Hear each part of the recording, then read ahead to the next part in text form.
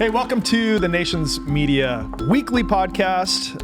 My name's Joel Parker, and this is Joseph Carlson to my left. Welcome back. Thank you. You went on a little trip. I did. I whisked my way up to Reno, Nevada, the biggest little city on the West Coast, in search of some giant Lahontan cutthroat trout with a bunch of buddies. Succeeded. Found him. Yeah, you sent me photos. I did. He hates fish. I don't like fish. I eating it. I love eating fish. I have a fear of fish. Interesting. Yeah, we'll get into it in a minute. Yeah. Wow. I think we actually talk about this fear of your fish on episode. Yeah, episode. one, now the whole world maybe. knows. Yeah. Well, Joel does this when he sees a fish. Is there a name for that? Like something phobia? It's called cowardice. it's called it's called don't try immersion therapy, please. God. No, dude, you're doing great. Yeah, no. Catch all these big fish when you're out in the field. Getting a little better. Yeah. Not afraid of sharks, not afraid of whales. Yeah. Not Just afraid of fish. dolphins, just fish. Just fish. Drives me crazy. Dude, who's our guest today? Oh man, we've got a great one. Ladies and gentlemen, Mr. James Barkman is with us. James is one of our staff members here who has heeded the call to go and to film our dispatch series in Burma alongside Dave Eubank and the Eubank family as they work with Free Burma Rangers. And so without further ado, welcome, James. Welcome back home. Thanks, guys. It's good to be home. Right before we send you back out again. I know. You leave in 2 weeks. Leave in 2 weeks, headed back to Burma for 2 months, or give or take. Could be 3 months. You never know. You never know with Dave. You never know with Dave. Yeah. Well, hey, I want to start, and I want to get a little background on you because you're legitimately one of the most interesting people I've ever met, and you've lived on a sailboat. You have this little yellowish, orangish tube of vehicle. What year is that? Your Volkswagen? 1976, the Yellow Submarine. Yellow Submarine. Ooh. Ew. And you've climbed mountains all around the world. You're a sponsored snowboarder. You're a sponsored climber. You're a photographer. You're basically Bachelor of the Year. You know, so Which is actually going to be our next film series here at Nations Media. find James a girlfriend. Christian Bachelor Yeah. series. No, I told him before we went to Burma. I said, listen, like, you can't get a girlfriend before you go. So, and you didn't. So you Yeah. stayed single. Because of you. Yeah. Thank you for. No, thank you. Joel told me, he's like, whatever you do, don't get a girlfriend. Or what did you say exactly? Yeah. Well, You're before in the months leading up to it, like, don't fall in love. You're like, fall don't in have love. kids, don't fall in love. We're sending you to war to cover a major humanitarian crisis. And if you fall in love, that makes going to those places extra hard. Tell me, where did you grow up? How did you become so adventurous? I hate using that word for you because it doesn't even compare. If I use the word adventurous, like, okay, it's like the hashtag adventure or so, it's just like, okay, but you are on a whole nother level. How did you become that way? I grew up in Pennsylvania in a pretty small town named Bird-in-Hand. Everything around us was farms and agriculture. And growing up, it's a pretty cool place to be a kid. You can kind of go outside, do whatever you want. I grew up shooting guns, hunting, playing in fields. But I think as a kid, I just wanted to see the world. And I think sometimes when you grow up and you're not in proximity to a lot of cool stuff happening or cool people, it kind of ignites a fire in you. I think for me as a kid, just growing up in a small town, I wanted to see the world, and that fire never really left. So as I got older and got out of high school, I just kind of had a dream to chase some of the passions and goals I had and kind of took a stab at it.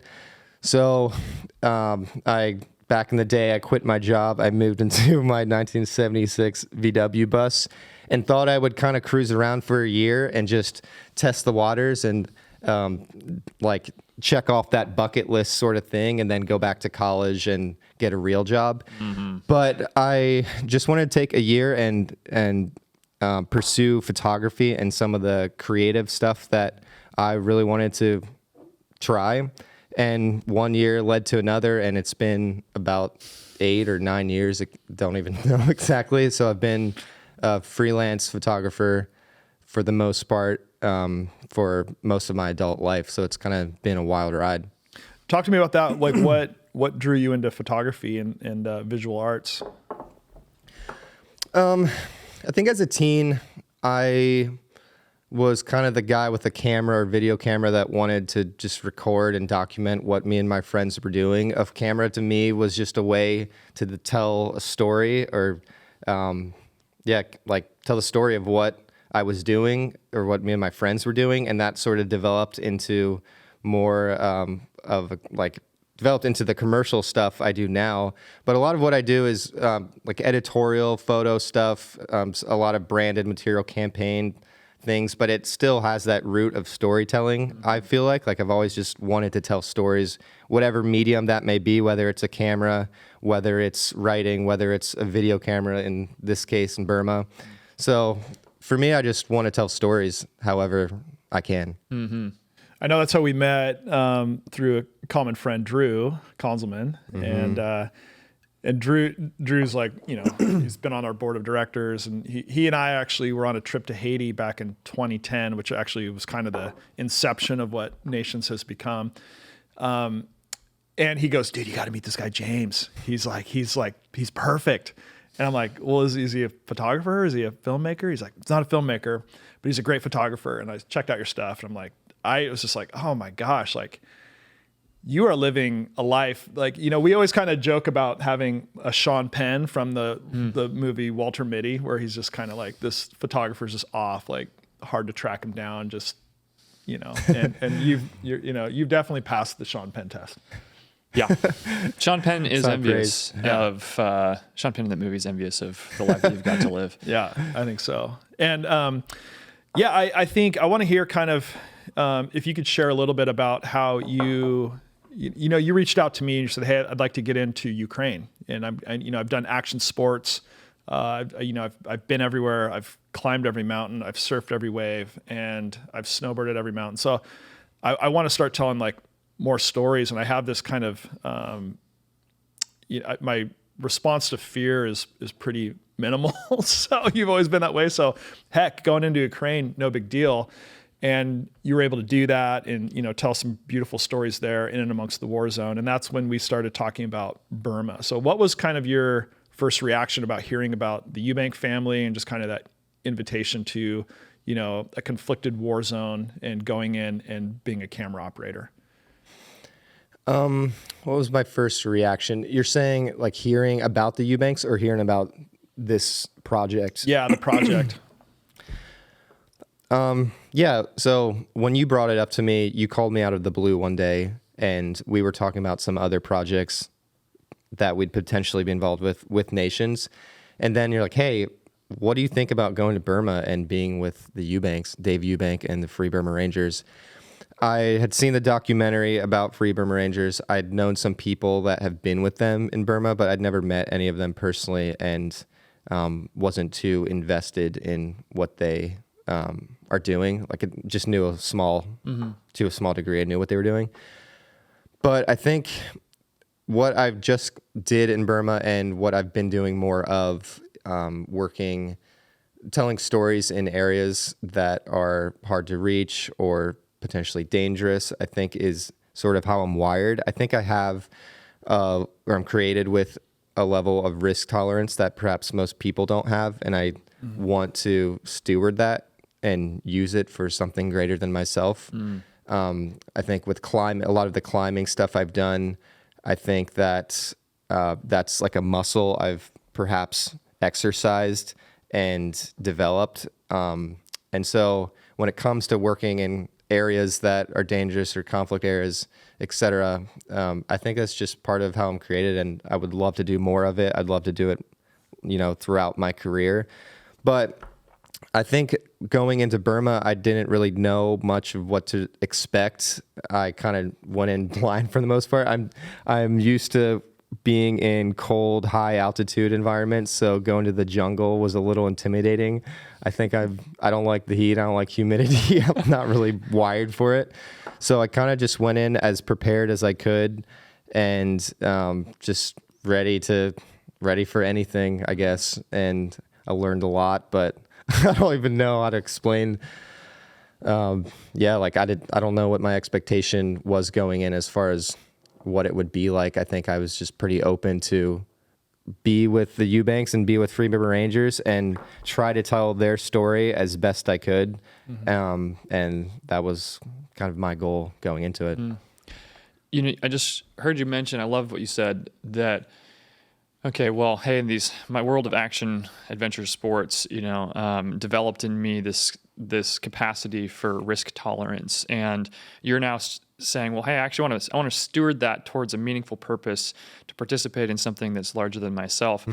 So, you, like a lot of people who live in the world that you do, all the friends that I know that have gone into the action sports place, they do that in part because they're looking to leave God behind in some ways, or they're searching for a different expression of that. And I'm curious about, you kind of come from a unique, like, tapestry of like a faith background. And I feel like it's pretty uncommon in a lot of ways to meet somebody like you who's done what you've done, but also still has this love for Jesus and is looking to figure out how to incorporate that into what it is that you do when you exist in a space that is like kind of known for not being about that. Maybe it's spiritual in some ways, but Sure. so could you share this a little bit about like that faith background?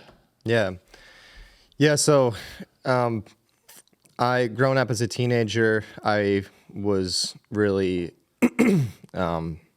like agnostic and didn't want anything to do with God or Christians. I was really bitter based off of what I saw. I felt Christians were hypocrites. I just wanted nothing to do with it and was really angry. And I had an experience when I was 18 that changed my whole perspective, blew my mind, and it was essentially just a supernatural encounter with God, and I couldn't deny his existence anymore. And to me, everything I was kind of raised with, the culture I was raised in, I just knew God to be like the dude in the sky that's kind of, punishing you when you do something wrong. Right. And for the first time, this experience I had, it changed everything. I felt that God became a friend and not a theory to me. And that's when I considered myself to be a Christian for the first time in my life, and it changed everything. So that was kind of how it started for me. And then as far as what I do now, I really felt like I really hate how a lot of Christians maybe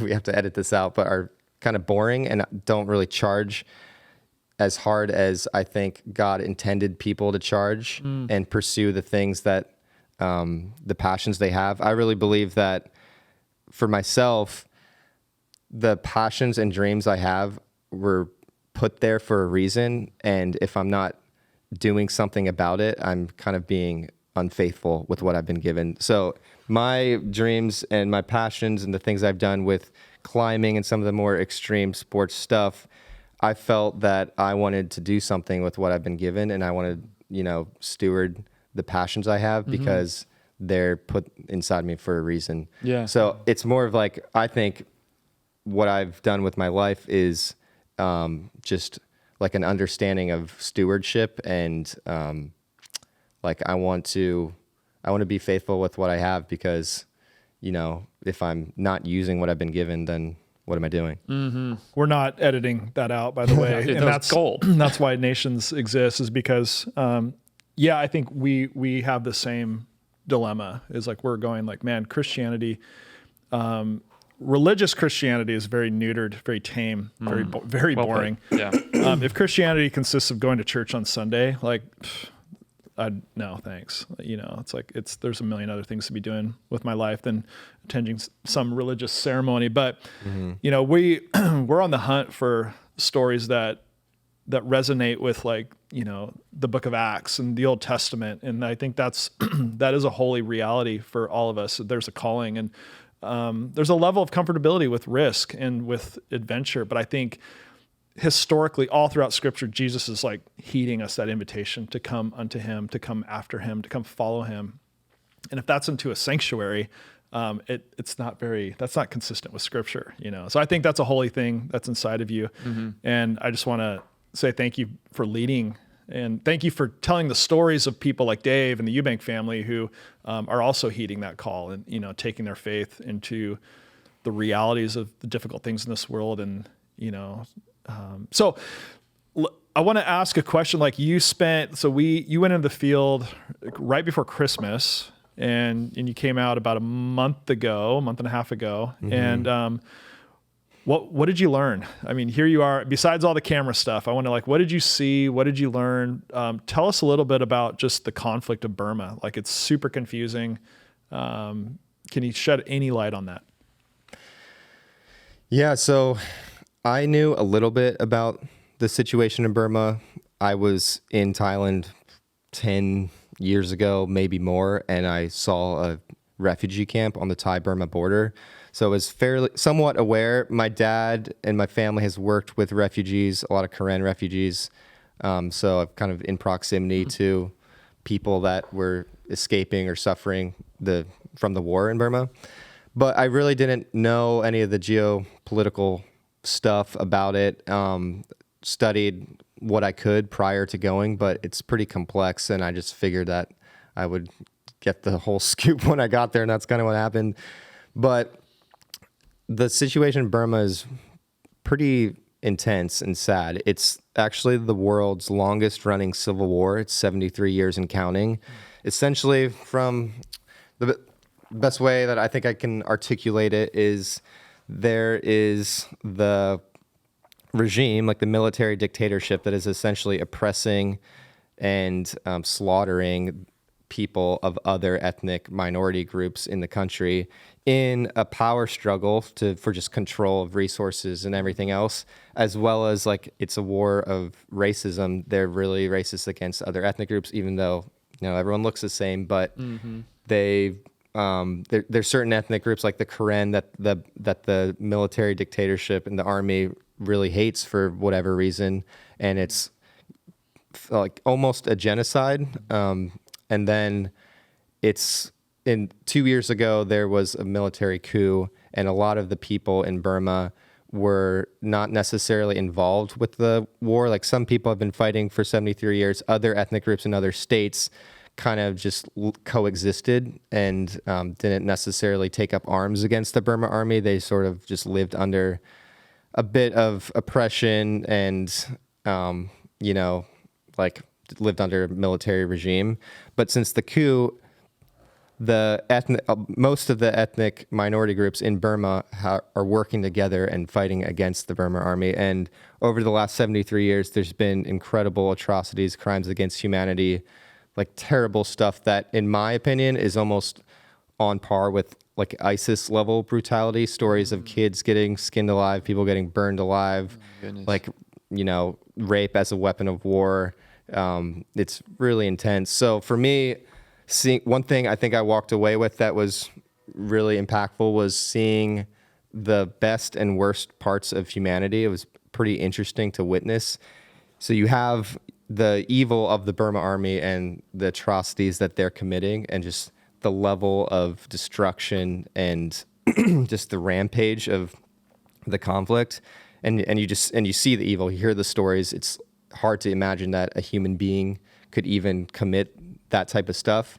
And by contrast, with the people I was with the Free Burma Rangers, with the resistance, like all the different guerrilla, ethnic fighters, you see so much humility and love to the point where these people are willing to give their lives. Like these kids, 15 years old, 16 years old, that are leaving high school and joining the resistance.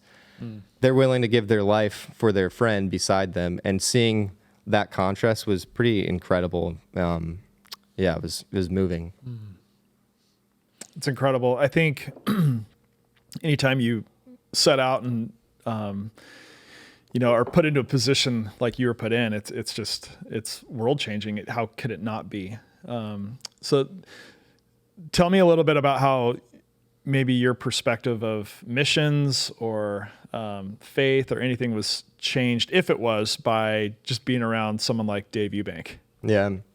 Yeah. And I'll say this real quick. We could talk for hours and I could barely scratch the surface of what's happening in Burma. Yeah, It's pretty overwhelming, even in my own mind. Like, geez, what is even happening? Right. Like, I'm struggling to articulate and understand all the complexities and nuances myself. So Yeah. I think the biggest one is like, why is it so ignored? Like, why is this, like, you talk about Burma, nobody here in the West even knows about it. You know, like if what was happening in Burma today was in any other nation around the world, I feel like it would be front page news, but it's so ignored. That's my biggest. Yeah, it's interesting. I mean, and I know Dave and the Eubanks would speak to this a lot more clearly, but I think that Burma people aren't interested because it doesn't really affect the West as much, and therefore people just aren't interested. Also, I don't think the U.S. would want to get into another proxy war because the Burma army regime is funded and equipped by China and Russia and other superpowers that right. if the U.S. got involved, I think it would just get into a weird proxy situation, and we're already at a proxy war with Russia. So that's a whole other topic or podcast. But how was I impacted, or what was your question again? Yeah, your time with Dave, Yeah. there's no way that it can't be life-changing. Yeah. Was it? And if so, how so? Yeah, I think sometimes when you're around Christians, things just get more complicated, and around Dave and the people there, things just get more simple. And kind of Dave's whole program is just, he says it again and again. He's like, we're here for love. He's like, if you're going to be here, do it for love. And I think it just boils everything down to something that's really simple, and you don't have to be, it's just, I think everything they're doing is out of this deep level of compassion and love that is really awesome. And the way that Dave follows what he believes God is telling him to do is just really simple. He prays all the time. Like, it's pretty much every other second. Sometimes you don't even know he's praying until he like finishes it with like amen, because it's just so Second nature. Yeah. So I think it was really cool to be around people that are full of faith, but aren't really making it complicated, I think was a big takeaway for me. And yeah, I don't know. I mean, it's hard to even, I've only been back for a month, and I'm still kind of like organizing my thoughts about everything. It was all sort of a whirlwind, but I think a lot of the people there, like the ethnic people, they really have so little, and just their level of sacrifice, and the problems they have are real problems, but no one is playing the victim card. No one's really falling into self-pity.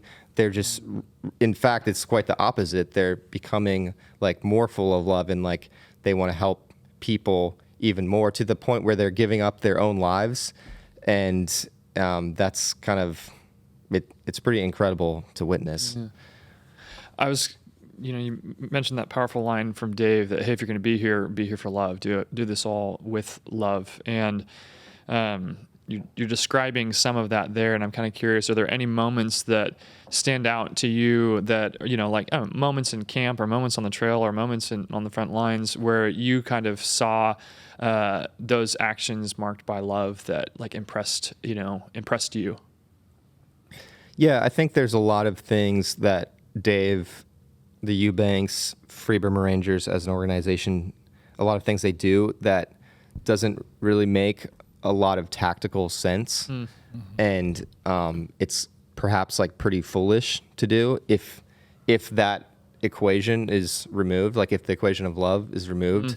It's like, why are you doing this? It's really dangerous. There's really like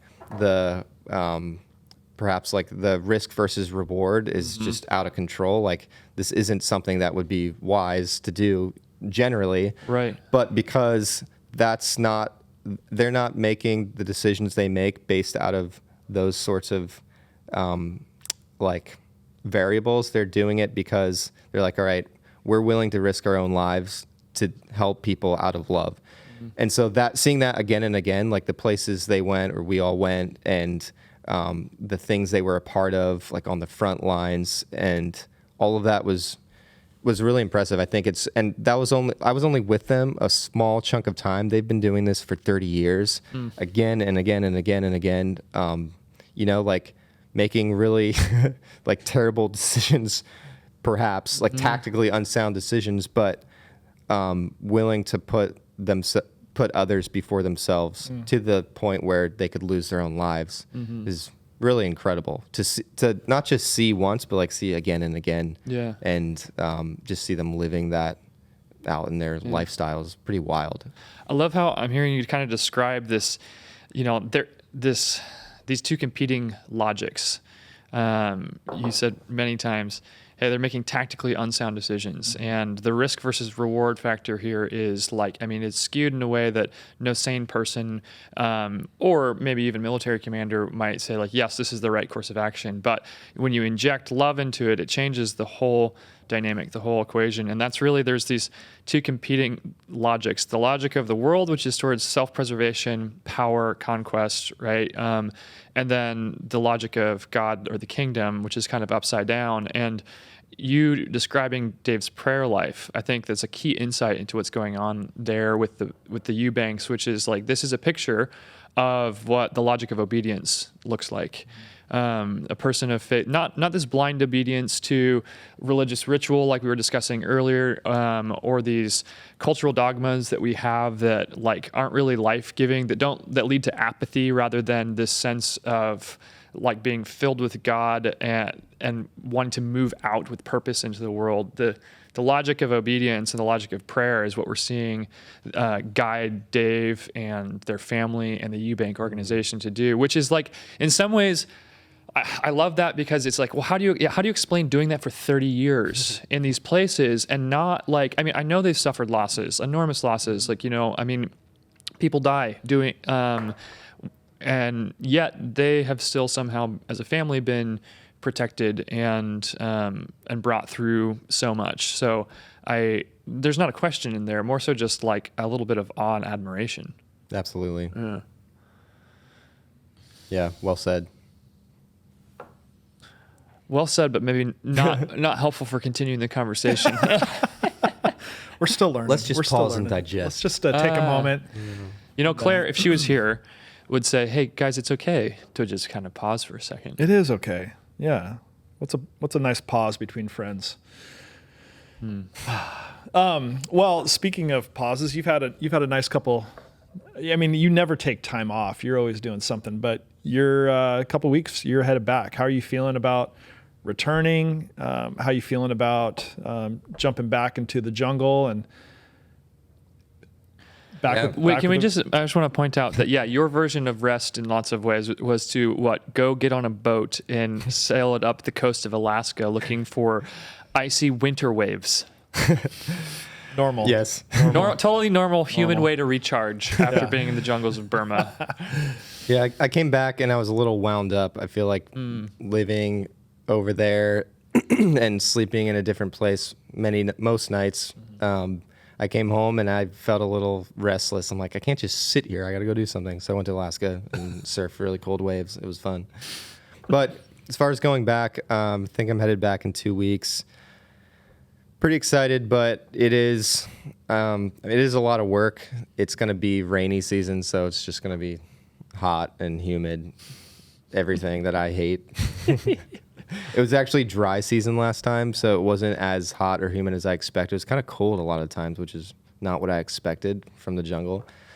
But yeah, I'm excited. I got really close with a lot of people over there, a lot of the ethnic kids and a lot of the rangers, and these people that have come that ran away from the cities and left their lives behind and just joined the resistance, and some of them found their way to FBR. How it works is a lot of these kids come from other ethnic militaries, so they have, maybe it's like a kind of small guerrilla group, maybe it's more traditional army, and then their commanders will send them to Free Burma Rangers to get better training, to get... What kind of training specifically? So it's mostly, I shouldn't say mostly, but it's a lot of like medical training. It's kind of tactical skills like navigational skills, how to survive in the jungle, how to swim. A lot of people don't know how to swim because they've never been around water. They've only grown up in the mountains, etc. Teaching them to swim, teaching them those types of skills, teaching them how to use a camera or a video camera and document what they're seeing. A big part of what Free Burma Rangers does is advocacy. So their goal is to, Dave always says, help the people and get the news out. So however they can help the people, they will. However they can get the news out, they will. And practically that often looks like arming these kids and these people with a video camera or a camera and teaching them how to use it so they can go, off and do their own thing and document the stuff that's happening, which otherwise no one would ever know or see. So it's medical skills, navigational skills, learning how to operate video camera, things like that, and like learning how to demine things, kind of the types of skills that you would need if your country was at war, if you were like on the guerrilla side of a civil war. So a lot of people will come from their other militaries and then go back, get training with FBR, and then go back to their own, back to their original brigades or groups, whatever, and continue fighting with their own ethnic armies. Sometimes they'll stay with Free Burma Rangers and continue to help the FBR, which is, with humanitarian aid, the advocacy angle, things like that, and training more ethnic people to be equipped to help their people that are getting killed. So, yeah, it's a lot more than that, but that's kind of it in a nutshell. Well, it's good because a lot of people Dave and Karen and the whole Eubank family and the Free Burma Rangers, they live in this very nuanced world that it's really hard to identify from the West. So it's easy to go like, oh, they're doing ministry in a war zone. Dave's former special forces, therefore, he's this Rambo preacher guy, which isn't true. Like they do ministry in the very front lines. They choose to go into the conflict because women and children and, communities all exist in and amongst this war zone. And then the skills that they are passing along aren't like, special forces, like how to like sweep a building, but it's rather, it's like, it's navigation. It's how to swim. It's how to cross a river. It's how to treat wounds. The Jungle School of Medicine is like, it's military medicine techniques, and so, help us understand that a little bit more, specifically like the Jungle School of Medicine. Like, how did that come to be? How did you see that in action? And what were some of your takeaways? Yeah, so a lot of people in Burma have grown up in cities or towns, and they're kind of in proximity to jungle, but they've never lived in the jungle and they don't know how to navigate the jungle. So now, as the military is continuing to advance and seize territories, they're forced out of these places that they're born and raised, and they have no idea how to live in the jungle. It's like right now, if you took half of Carlsbad and told them to go live in the woods for the next 2 years, what would they even do? It's like, imagine. They'd starve to death. Yeah, exactly. Fish tacos and Starbucks. So I think people in Burma are a little more equipped than the population of Carlsbad, but it's sort of the same dynamic. These people don't know how to... Tell us about that kid that you met, that kid who was like video game kid, kind of overweight. Yeah. Crazy kid. So one of the guys that got pretty close to, his name was Cabal 2, or his revolution name was Cabal 2. They all have a revolution name. They usually don't know each other's real names because a lot of people have family in the city still that is under Burma Army control. And if the army found out about their real identities, they would target the families. All of that stuff. So this kid, Cabal 2, he grew up in Yangon. He was a video game kid, super overweight, like 250 pounds at 17, I think, like pretty big dude. And he just grew up sort of with a wealthy grandma, I believe, so he kind of had everything handed to him. Didn't know anything about the war that had been happening for 70 plus years. in Burma, in the places that are Burma Army controlled, there's a lot of propaganda. So these people have no idea what's happening, just a few, just around the corner.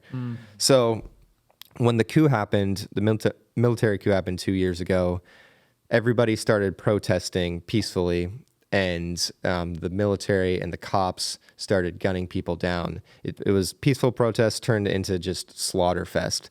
So this kid Cabal saw his friend's brains blown out beside him, at 18, 17, and he's like, dude, forget this. I'm running to the jungle and I'm going to join the resistance. He didn't even know, he didn't even know there was a resistance. He's just like, we have to fight. This is terrible. And hundreds and hundreds and hundreds of kids had the same exact experience. So they all run into the jungle because they start getting killed, by the cops and by the military. And they link up with all these other ethnic fighters that are of different ethnic backgrounds. So it's like Karen, Karenni. There's, I think, 158 different ethnic groups in Burma. It's wow. crazy. So he links with these guys. He joins PDF, which is called People's Defense Force, and they teach him how to make mines, set claymores. There's not enough guns to go around, so he just starts, helping how he can, like helping with ambushes, just all like the logistical side of stuff. And his commanders, after I think it was 2 years, he spent in the jungle, didn't know anything, 250 pounds, didn't know how to tie his own hammock, like didn't even know how to tie a knot. And he kind of just like lost a lot of weight, ate a lot of fish paste, ended up at Free Burma Rangers. And because his commander sent him there for better training, like we were talking about. And he speaks perfect English. He's kind of just like a kid that you would meet anywhere in the US, like we watched the same shows, we listened to the same music, we were listening to Gorillaz the whole time there together. It was awesome. Which they released a new album, pretty good. Oh yeah? Little Gorillaz plug. Okay.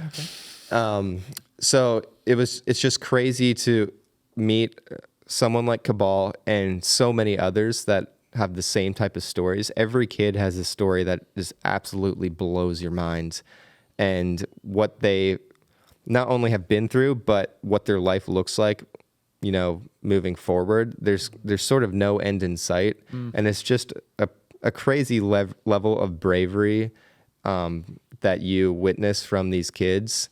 And it kind of just puts everything in perspective. I come back here and life's pretty good, what can I even complain about that would hold a candle against what these kids, my friends, are dealing with and living through, you know?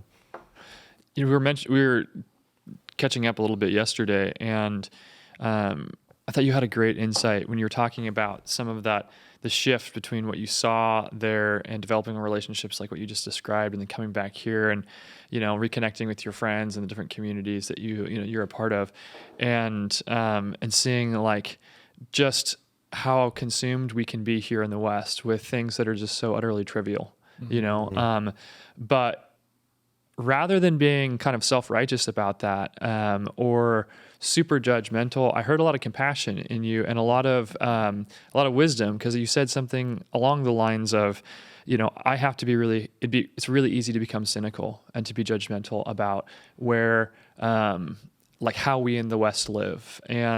But being that's not going to do you any good. And it's also not going to do, it's not going to honor or respect either the communities here or the people that you met there. So I was wondering if you could just share a little bit more about that. Yeah, I'll do my best to articulate it, because I think that's sort of like a working theory in my mind, like how to navigate all that stuff. Because I've been other places in the world that have really sad situations, and when I come back and people are complaining about the dumbest stuff ever, and like people's big problems are just the dumbest stuff you've ever heard, it's hard not to get cynical. I'm like, how can you even complain about that? Like, you have plenty of, like, your life is great. You live in California. You have all the money you could ever want. You have a great education. Like, how can you even be bummed? So I think, I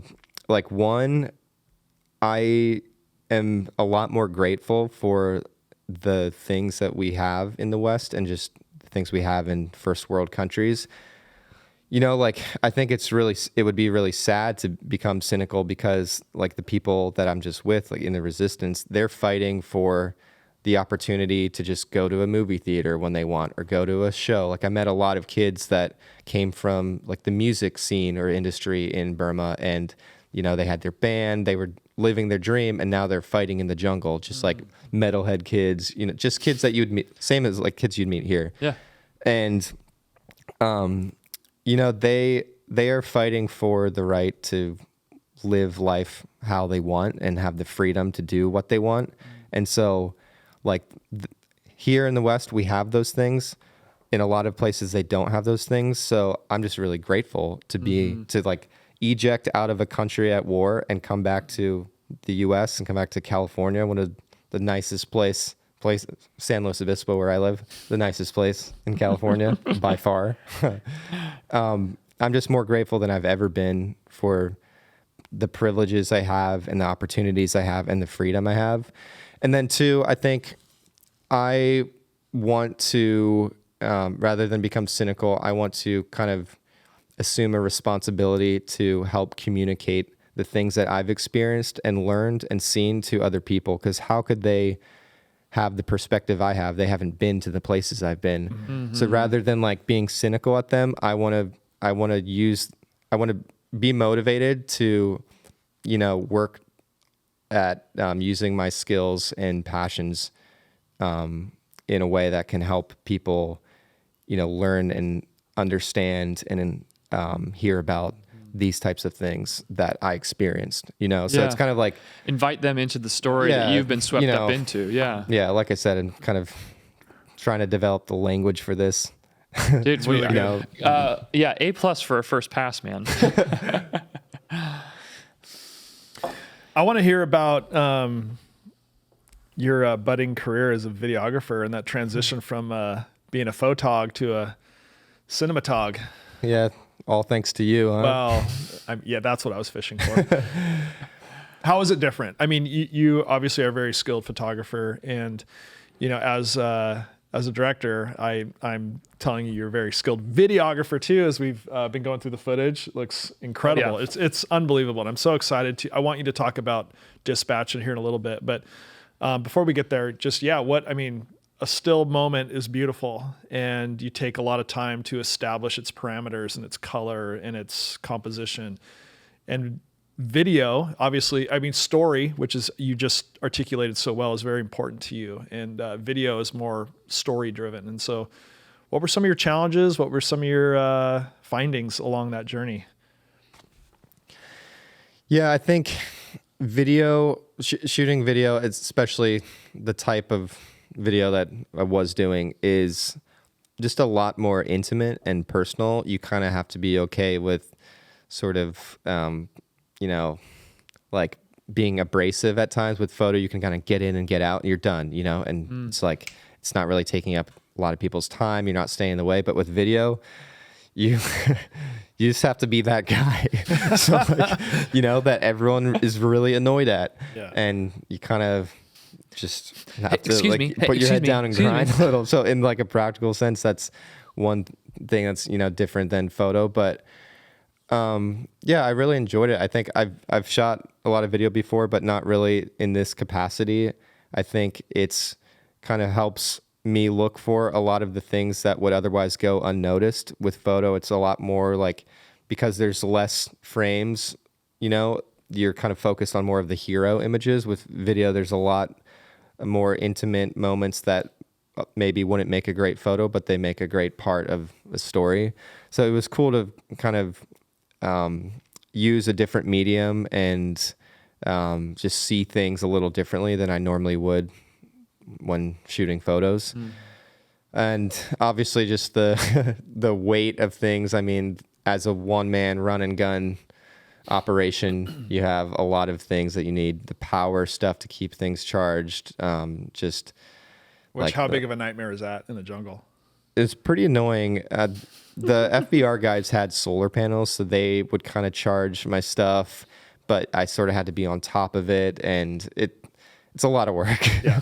So normally, most days, I barely had enough juice in my laptop to dump cards on the hard drives, and then I was drained. And some days, like, I couldn't finish dumping hard drives because I didn't have enough juice. I had to wait till the next day. But then the next day you have a really late day and you can't get to it. So now you're 3-4 days backed up and now you need more juice, So just navigating the power situation was pretty tough. And just all the things that with video, you might not need them in the moment, but you have a backup camera and you have things that are sort of your contingency plans or like some of the tools you need. So things like that just make it challenging, but it was a lot of fun. And I like grindings, and I think that, it was an awesome challenge, and hopefully I didn't blow it too hard. No, it's a home run. And I think, why I thought you were a perfect hire is because, all the activities that you're into all have this commonality of like, you're constantly solving problems. And that is filmmaking, especially documentary filmmaking. You're constantly solving problems. And so I'm like, kind of checked all the boxes, just you didn't have the cinematography background. But I think the audience is going to be really excited to see, really blown away by the images that you captured. We were deeply moved in the edit bay, which doesn't happen very often. So good on you. I want to talk a little bit, just for a minute, let's geek out on just kind of the nerd stuff here. Talk to us about your kit that you went in with. I mean, obviously you have to carry all your stuff. You're hiking, miles upon miles each day. And so what's on your backpack, starting with your camera kit and then moving into just like, what personally did you bring? Yeah, so I kind of had a bit of a learning curve at first because Dave always says you need to be ready to like run and survive with what's on your back at any moment. So like being in a war zone, I think, and Dave actually explained this to me, helped articulate it pretty well. Being in a war zone is kind of like being in in the mountains, like in the Alpine. So in the mountains, you have objective hazards, which are, they're not conscious or cognitive. They can just happen at any moment. They don't care about you, but you can be killed by them. So it's not like in the mountains you can die, but you never know when or how. And it's kind of, you might be fine or you might get killed. In the war zone, it's similar to where you have all these hazards, but rather than objective hazards, they're subjective hazards. They're actively trying to kill you. They're, it's not like they're unconscious cornices or crevasses or bergschrunds, avalanches, you name it. They're like, they don't want to die either.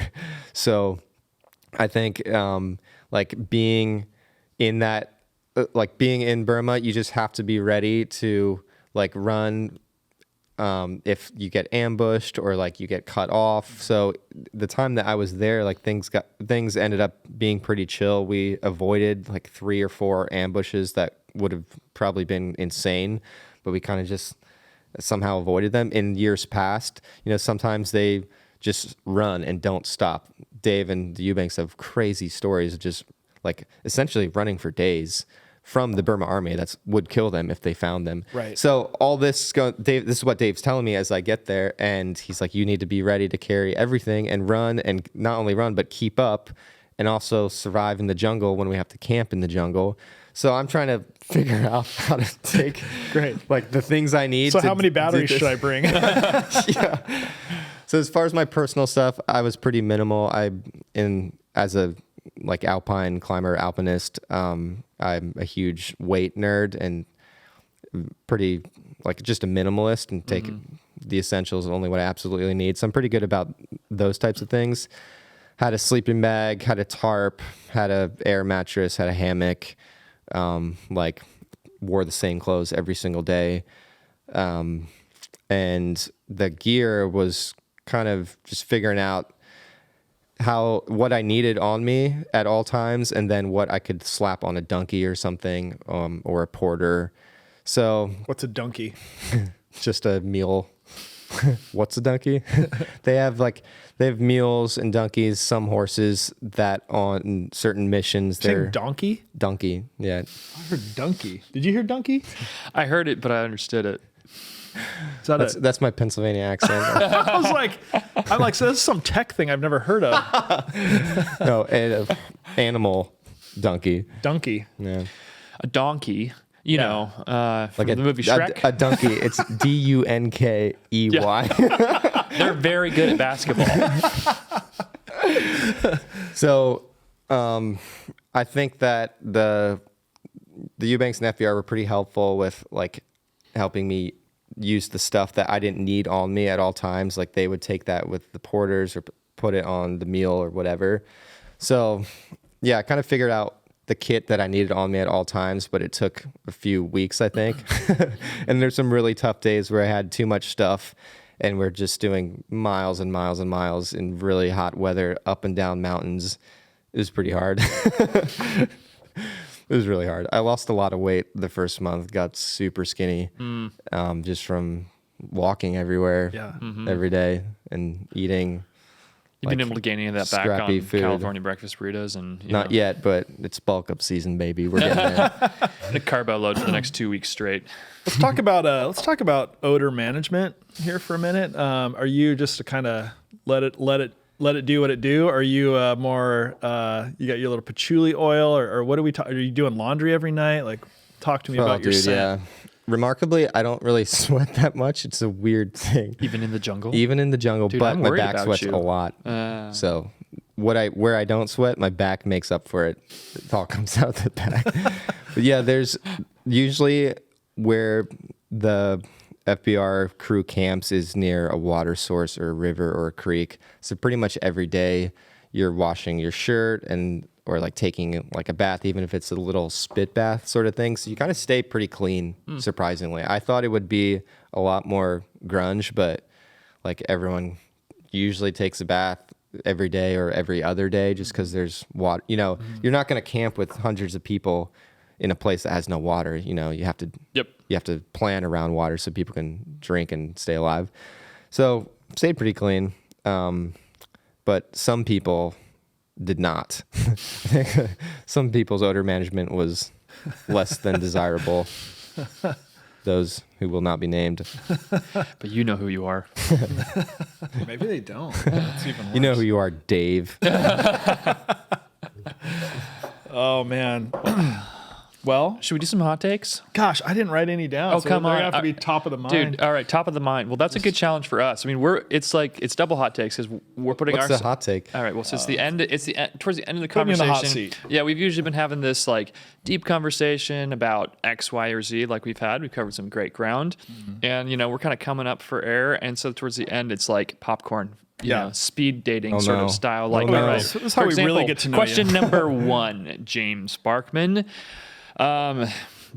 Best wave that you've ever surfed? You're taking too long to answer this. This is like top of the mind. Yeah, you got to just... There's no wrong answers. I remember this wave at Westport in Washington. Ooh, my home break. Insane wave. The cove inside? At the jetty. The jetty. And it was like a double overhead day, and I was on a really tiny twin fin, but somehow knifed into this huge set. And I just remember like barely making it, dropping in, and this twinny is the keels are like it's like a keel fish, and they're set kind of weird. So when you go fast enough, it hums. Oh, and just being like whoa, whoa, whoa, whoa, whoa, as I'm flying down like on the bottom turn. Just that was a sick one. That's when you know you're going fast, when your surfboard starts singing. Best off-road vehicle, stock off-road vehicle. Well, I may be biased, but I do have a 1998 Toyota T100. Dude, I was wondering if that was yours out in the parking lot. So I'm going to go with the T100. Toyota guy. Yeah, my man. Dude, it's hard to beat the Yoda. 1976 VW bus. Also a good one. Wrong.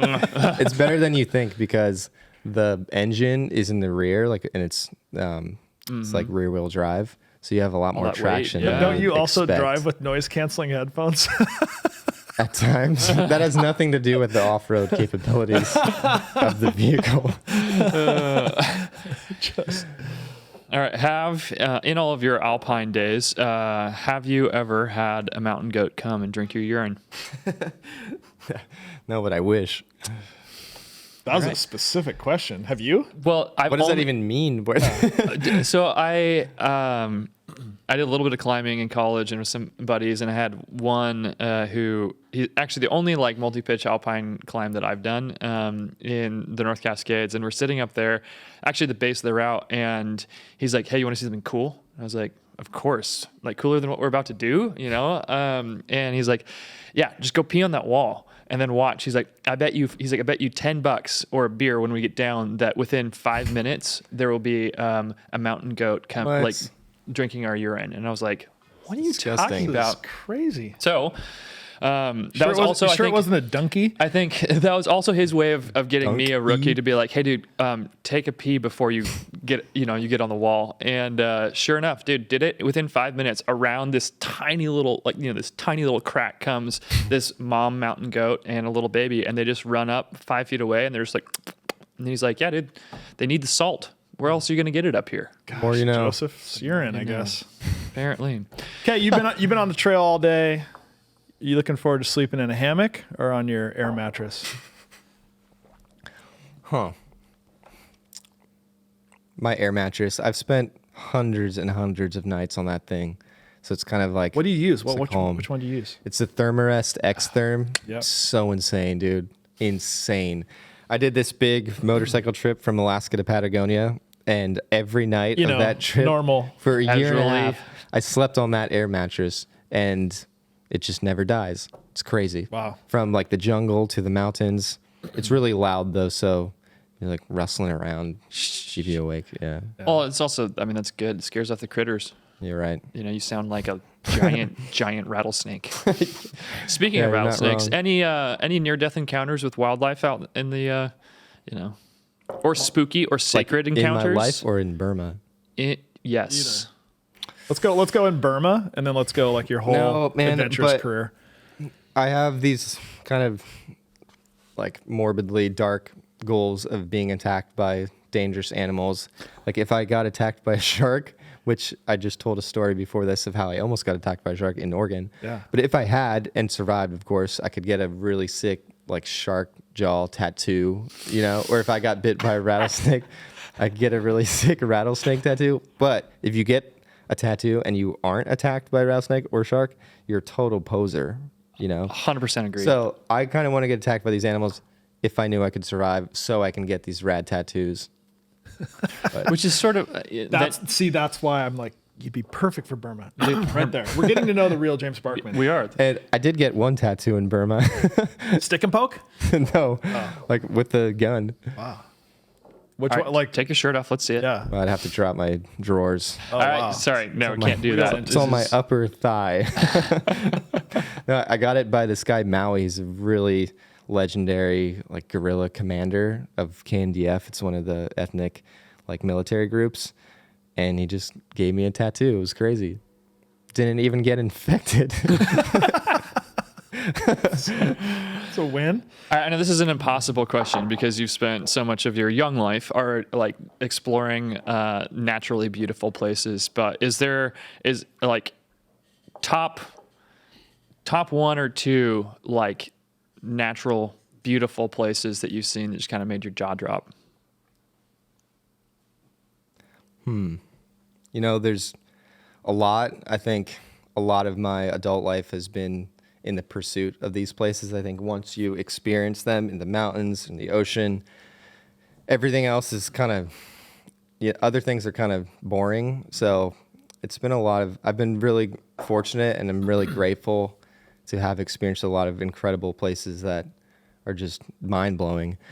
But I think the mountains for me are always the most intensely beautiful experiences I've had.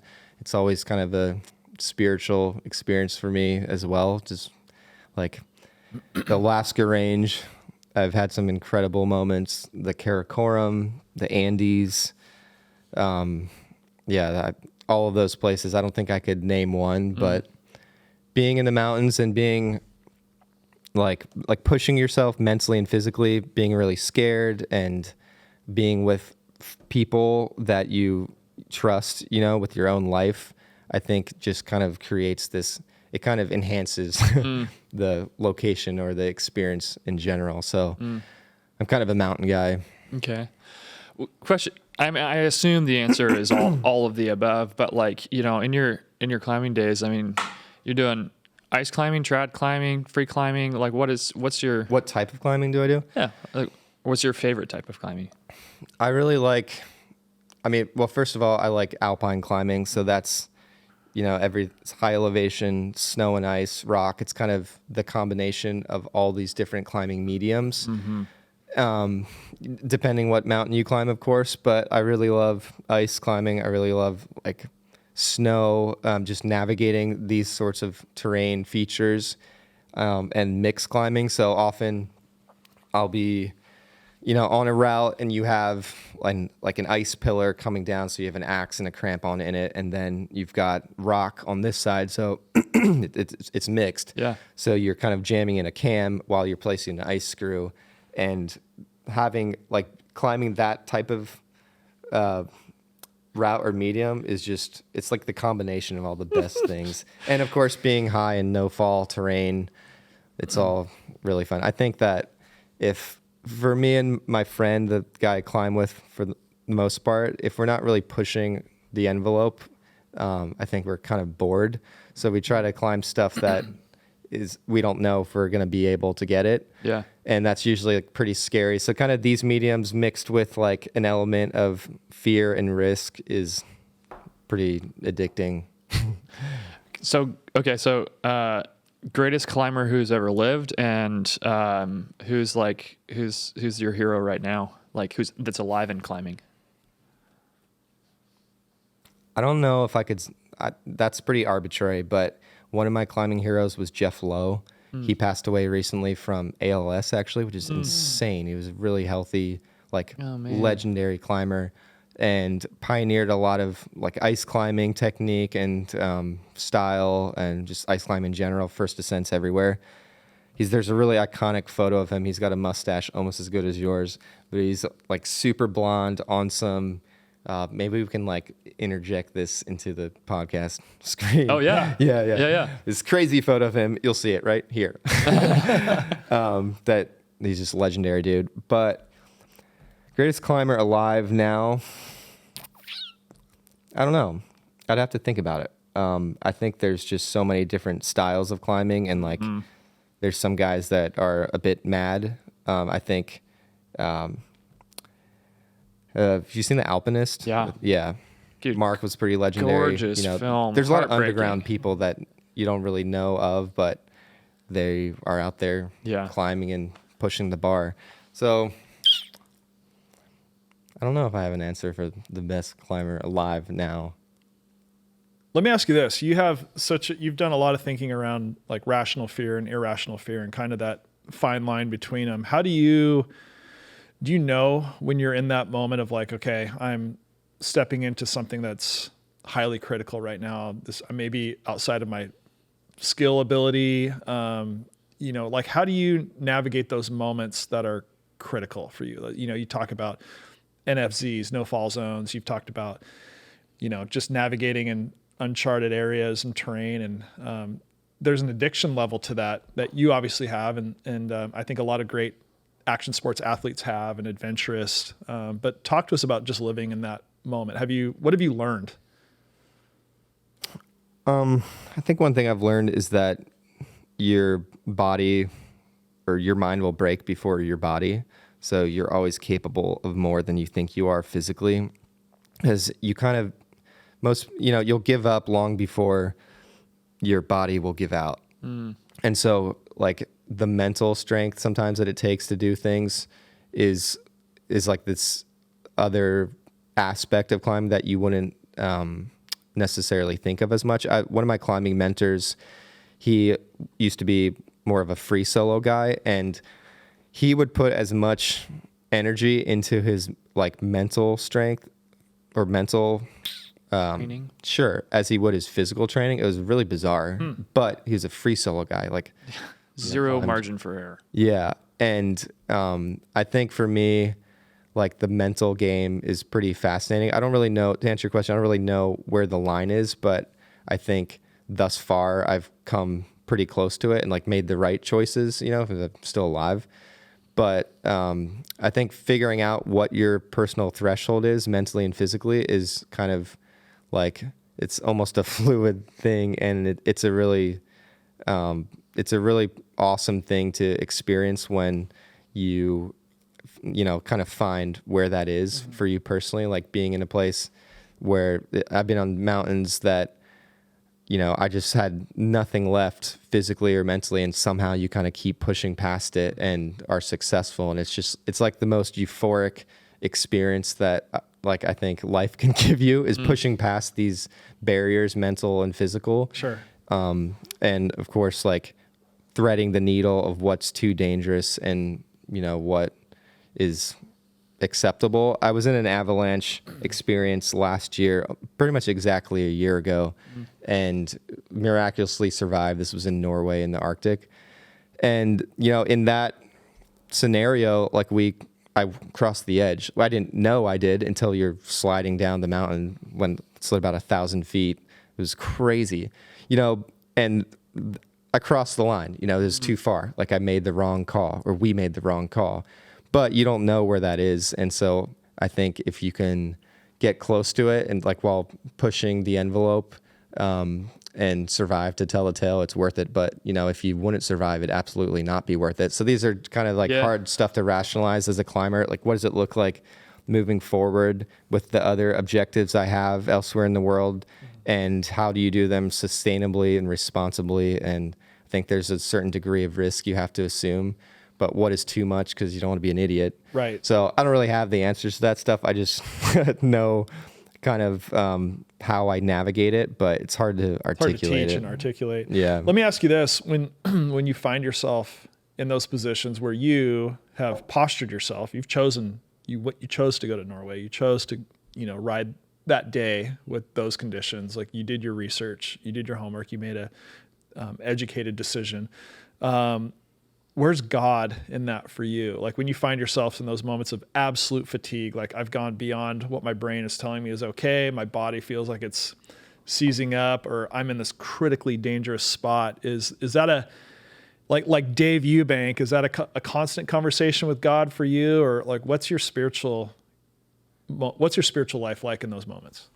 Yeah, I think it's a pretty like hand in hand thing. Like I don't really isolate any part of my life from like conversation with God. So climbing, it goes back to like I feel a responsibility to do something with these passions I have. Like I want to climb stuff. I'm sort of like kind of obsessed with it, and I'm like, therefore I need to do something about that. Yeah. So it's kind of this full permission. So it's never like, oh, like am I like, does God want me to be here? It's none of that crap. It's more like it's kind of just like this constant conversation with God, perhaps, and like being in the mountains and like being, I don't know, having those sorts of physical and mental experiences, kind of just like it's this weirdly spiritual experience with God that I can't quite articulate, but I think that he loves it, and he's like made me to do that stuff. So it's kind of just this. It's good. Yeah.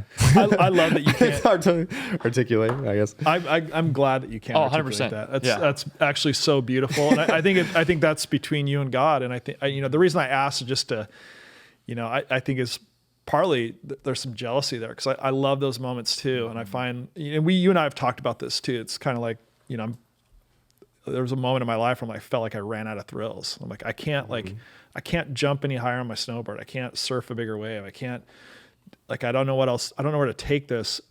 And what I craved in those moments of, what I felt like was my threshold was just that intimacy with God. It was a special moment. I remember like down in Patagonia, I was in a critical zone. I got myself into it, and I was just like, oh my gosh, I thought of my wife, I thought of my kids. And I had about 250 steps across this icy couloir to like traverse it. And I'm like one step, and I didn't have anything to self-arrest. I was like, I was in trouble. And I was like, well, Lord, here we go. It's like one step. And it was just like, 250 thank you Jesuses across this thing. And and I look back on it, and it's like, yeah, it haunts me because it was a bad decision. And I put myself there. And but I'm also so thankful I had it, because it was just like this beautiful little moment with God. And I'll never forget like what was going through my mind those times. I was thinking of strange people like that, you know, like, and I don't know why, but it was just like this weird human place to be. And I think how you go through life is a beautiful invitation to all of us to, you know, few will have the talents you possess, but I think your heart is what makes you an amazing human being.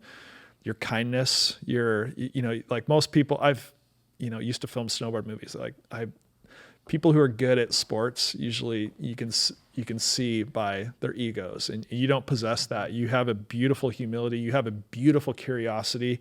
You're just a rad dude. And I'm super thankful to be your friend. I'm super thankful to have you on a nations team as we, you know, like that's our heart, is that curiosity, for like, what's around the corner? What's over there? What's God doing in that part of the world? Good, bad, or indifferent. Let's go find out. And, we need more journalists like you. We need more storytellers like you, more people who are willing to go to those places and see those things. And so I just want to say I love you. I'm super thankful that you said yes to this crazy ordeal of going and filming the Dispatch series. And I want our audience to know too, like this is exciting. In the coming weeks, Jesse Schluntz right there behind that door is editing away as we speak. And we're excited to show you what God's doing in and amongst the Free Burma Rangers through Dave and Karen Eubank and their entire family and everyone who supports them in the field. And it's just, it's these types of stories that get me out of bed in the morning as a Christian. It's being around people like James who has that heart of curiosity and wonder and intimacy with God that I think is the solution to not only a healthy spirituality and abundant Christian life that Jesus is inviting us to, but it's really unifying, you know. It's really, I think there's some hope to that for the entire church, that we might all say yes to that instead of having the absolute answers that we know is the gospel. We're not saying that, but we're saying that to go like to find out, like, man, what does Christianity look like in and amongst Burma, in and amongst civil war? And so, love you. Thanks for being on the podcast. Final thoughts? Yeah, I want to try. I just want to embarrass him one more time. Let's do it. Because I loved what you were saying, just affirming a lot of the things that you see in James and how he's, you know, a picture in some ways of the tribe that we believe exists around the world, that Nations wants to kind of find and map and invite into this movement that God is doing something in the world. One of the things I love about your story that I think is such a takeaway for me, James, is, you know, you talked a lot about, hey, I always have had these desires and these dreams to get out, to explore the world, to, you know, encounter its beauty, to push myself, you know. And you know, we talked earlier about how for some people that can just be a self-centered pursuit. It's just for the adrenaline rush. But there's been this reflective side of you, this like faith component side of you that really also began to develop and mature after that encounter you had at 18. And part of what I feel like your story unveils is a lot of God's heart. I hear us talking about God in a way that assumes that he's, this punitive figure who's up there and who's just kind of mildly or not so mildly disappointed and upset with us, in part because we believe this false reality that he has, like, his will for our lives is this singular path that it is our job to go and to find. And if we don't find that path and then stay on that path, we are somehow disappointing him, letting him down, being disobedient, and we're not living up to our potential, right? But the reality is that your story identifies and so clearly is that he's put desires, passions, longings, visions into your heart, and he longs to invite you into a story that you get to co-create with him, that we get to co-create with him. Like, the will of God is this actually pretty flexible, creative, malleable, resilient thing where he's like, oh, cool. We need to tuck and roll here. Great. Like, let's do it. We'll come out the other side and then ask the question of what's next. And so I love how, you've climbed the peaks and you've surfed the waves and you've done all these different things and you've ridden your motorcycle from the top of the earth to the bottom of the earth. And the next adventure, as Joel's kind of saying, is this next one of, how do I steward all of these experiences have given me these gifts and this perspective. How can I use that to serve something greater than myself? How can I say yes to an invitation to go to the other side of the world, into a war zone, and then to find people and to see them in their the fullness of their humanity, the fullness of the beauty of who God's created them to be as they're struggling to like find meaning and joy and friendship, capture that story, bring it back to us, and then to be an advocate for that. And not this like angry, you're not this angry preacher on a soapbox, shaming everybody else and being like, well, you got to do it my way or you're doing it wrong. You're very much, everything you shared today has felt really invitational, and I'm just really grateful for that, man. So thanks for being our bud. Thanks for being on our team, and pushing us, man, to go a little bit further and find out what God's got around the next corner. It's been awesome. Over and out. I think we've done it. Dude, I think we did it. Over and out from Nations Media. Thanks for tuning in. Stay tuned for Dispatch coming soon. Yep. Thanks, James. Dude, what fun.